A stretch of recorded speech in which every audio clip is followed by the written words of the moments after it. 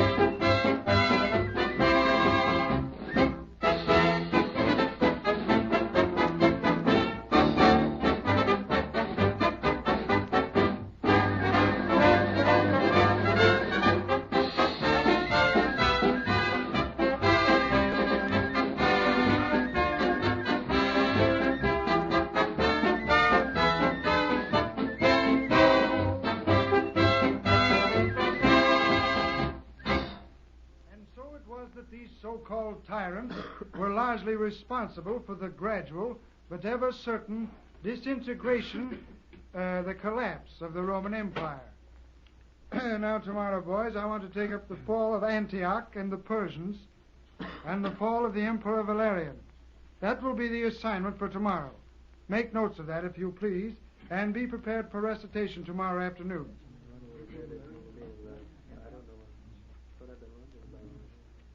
All right. Now, during the last few moments of this period, I want you to listen to the recitation of a special assignment which I've asked Cadets Dugan and Dow Campbell to prepare. Cadet Dugan, are you ready? Yes, sir. Very well, you may begin. Well, this recitation is the story of Damon and Pythias. Pythias was really the man's name. Bruce and I found out it wasn't Pythias at all. Well, Damon and Pythias were followers of Pythagoras, an ancient Greek philosopher. And because of his beliefs, Pythias was condemned to death by the emperor Dionysius. Well, Pythias asked the emperor if he could be let off for a little while so he could go home and arrange his affairs. At first, the emperor didn't want to do that, but finally, well, Damon made a pledge to the emperor that if Pythias didn't come back when he promised, he, Damon, would forfeit his life for his friend. So the emperor finally agreed, and so Pythias finally left the prison and left his friend Damon there in his place. Then Damon didn't know whether Pythias would get back when he said he would or not. But, well, Damon didn't care because Pythias was the best friend he had, and Damon was willing to give up his life for his friend. And then, just as Damon thought the emperor would send for him to slay him, Pythias showed up, and Damon was saved. But the emperor was so affected by the friendship between the two men that he let them both go free and then asked them if he, himself, couldn't join their friendship. Well, I guess that's all of the story. Thank you, Dugan. Cadet Dow Campbell. Yes, sir? Have you anything to add to the story Dugan has just told us? Oh, no, sir. I think Mr. Dugan has told the story very well. Yes, I see. Of course.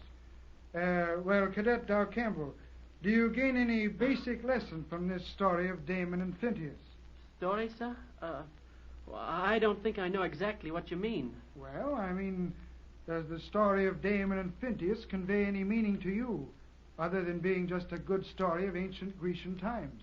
Well, sir, well, of course it does illustrate the great power of a true friendship. Oh, yes. Yes, that's true, of course. Very well. Thank you, Cadet Dow Campbell. Yes, sir. Mm-hmm. Pipe down, lady. Huh? Well, for the love... Yes, friendship. It is a powerful force in civilization. Throughout the ages, young gentlemen, nothing has ever been permanently accomplished through bloodshed and war. Every phase of the progress of humanity has been attained through brotherly love, amity, and friendship. I think it was Robert Blair, a poet of the early 18th century, who expressed it thus: friendship, mysterious cement of the soul, sweetener of life, and soldier of society. Well, come prepared to recite tomorrow upon the fall of Antioch and the capture of Valerian. As a matter of fact... Oh, very well. Class dismissed.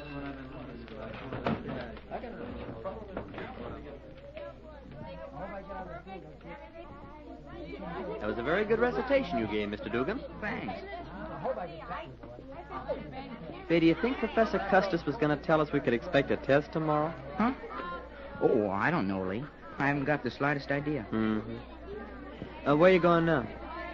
Oh, I thought I might wander over to the gym and get in a little basketball practice. I heard some of the other fellas say they were going over. That's swell. I'll go with you. I feel like having a little exercise myself. Okay. Come on, let's get going. Mm-hmm. Oh, hey, there's Bruce Dow Campbell just going out the door, too. Oh, yeah, I see. Jerry. Yeah? What? Oh, wait a minute. I'll tell you when we get outside of Custis' home. Say, look. What? Bruce is waiting for somebody. I'll bet it's Red Morrison. Yeah, maybe. Hello, Bruce. Well, good afternoon, Mr. Dugan. Mr. Phillips? Hiya, Bruce.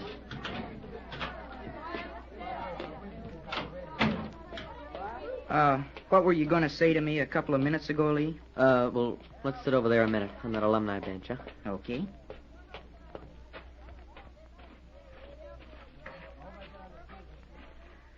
Okay, go ahead. Well, I was going to ask you... Maybe you don't want to talk about it, Jerry. Oh, sure, go ahead. Well, I was just going to ask you how you got along with Bruce Dow Campbell when you worked together last night on that problem Professor Custis gave you. Well, I can't figure it out. I mean, why Professor Custis had us work on that assignment together. It certainly didn't have anything to do with the lesson today. Why, gee, the story of Damon and Phineas happened in the 4th century B.C., and we're studying about the Roman Empire in the 2nd century A.D. Yeah, I know. Well, haven't you got any idea at all why Custis had you and Bruce work together on that assignment? Well, yeah, maybe I have. Don't you think that maybe it's because he found out about that little scrap you and Bruce almost had in Max, and, well, he wanted to do whatever he could to make you and Bruce become friends? Mm-hmm. Maybe you're right. Yeah. Old Stormy Weather's like that, Jerry. It always hurts him when two cadets have a misunderstanding about anything, and I've heard that he does his level best to straighten it out between them. Yeah? Mm-hmm. But, well, you did get along all right with Bruce in the study hall library last night, didn't you? Oh, sure. We got a couple of books and started looking up the story. Bruce finally found it in Professor Custis's own book. Then we both read it together a couple of times. Well, that was all there was to it. Bruce went over to Trent Hall, and I came back to the room. Yeah. Yeah, I see. Hey, you've got something you want to talk about. What is it? Well, yes, I do have something I'd like to say to you. Okay, shoot. You won't get sore, will you? Sore? Oh, go on. Why should I get sore? Go ahead, say whatever you've got to say and get it off your chest. Well, I've been wanting to say this for a long time, Jerry, but, well, I've never been able to get up enough nerve, I guess. Nerve? Say, what's this all about? Have I got myself in bad, worse than ever? Oh, no, that isn't it. Well, go on. What have you got to say? Well, Jerry, I've noticed a lot of times that you say things in a way that, well, I think they sound to other people a whole lot different than you really mean them to sound. Huh? What are you talking about? I mean just exactly what I'm saying. I think a lot of times you make remarks, just in kidding, of course, that sound like you really mean them to other people. Gee, I don't know what you're talking about, Lee. Well, like the other night. You looked at that black tie I wear with my dress uniform. Yeah? You made some crack about the ends being so frayed out I could braid them pretty soon. Oh, yeah, I remember. Jerry, my mother gave me that necktie long before I ever came to Fair Oaks, and just a few months before she died. Oh, gee. Golly. And, well, you told me what you said to Bruce Dow Campbell about if he didn't appreciate somebody trying to be his friend, he was just a sap. Yeah. Well, Jerry, sometimes you just mean those things as being sort of funny, but sometimes, maybe oftener than you think, it means something a lot more to the person you say them to. Well, like Bruce, when you said that to him. He took it as an insult. You didn't mean it that way at all. It was just your way of telling him you wanted to be his friend, in spite of the fact that he's rooming with Red Morrison. But, well, you said it in a way that Bruce didn't get what you meant, and he got mad about it. Then that Irish blood of yours flared up, and if Mac hadn't have stopped it, you and Bruce would have had a fight right then and there. Yeah, I get it. I just talk too much for my own good. Oh, no. No, that isn't it at all, Jerry. I just mean that you have, well, kind of a sharp tongue, you know? And if you just think every now and then that what you're thinking about saying might offend the other person, well, you might not say it. Maybe you might avoid a lot of trouble. Uh-huh. I guess you're right. You're not sore because I told you what I think, are you? Huh? Oh, no, Lee. For gosh sakes, of course not. It just makes me kind of mad that I've got myself into so much trouble by talking out of turn, that's all. I guess, well, I'm not trying to alibi, but I think maybe being with the folks in the circus so long and they're all grown up and me just being a kid. I know. You mean you sort of had to stand up for your own rights now and then, and you've just gotten into the habit, is that it? Yeah, something like that. Well, don't worry about it. Gee, I didn't mean to make so much of an issue out of it, but, well, I just thought perhaps you might get along with all the rest of the cadets here if you sort of watch that sharp tongue of yours now and then. Yeah, thanks, Lee. You bet I'll watch it from now on. Okay, here's your chance right now. Huh? What do you mean? Here comes Bruce. Oh. How do you do, gentlemen? Hello, Bruce. Hello, Bruce. Oh, are you chaps planning to do anything right now? Planning to do anything? Well, I mean, I thought you might like to join me and go over to Mr. McLeod's for a bit of ice cream or something. Oh, well, Bruce Lee and I were just going over to the gym and get in a little basketball practice. Don't you want to come along? Basketball? Oh, no, really. Thank you just the same. Well, gee, why not? Oh, I'm afraid I'd be quite out of place in that sport. I don't know a thing about it. Well, golly, you can learn. sure. Come on, Bruce. I don't think I'd be really quite comfortable trying it quite so soon. I think I'd rather watch it 2 or 3 times first. Well, swell then. Come on over to the gym with Lee and me and watch the rest of the fellas practice. Sure, Bruce. And then after watching practice a few times, you'll get the hang of the game, and then you can come out for a practice game or 2 yourself. Well, right then. Well, I'd be glad to walk over and just be a sort of spectator this afternoon. Swell. Come on.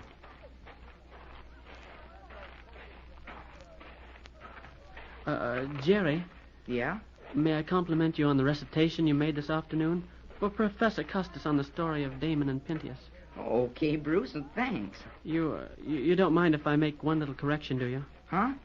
Of course not. Go right ahead. Well, I think you neglected to mention that it was quite a bad storm which kept Pentheus from returning at the time he planned. Oh, yeah, I guess I did forget that. Say, thanks for not reminding Professor Custis that I forgot it.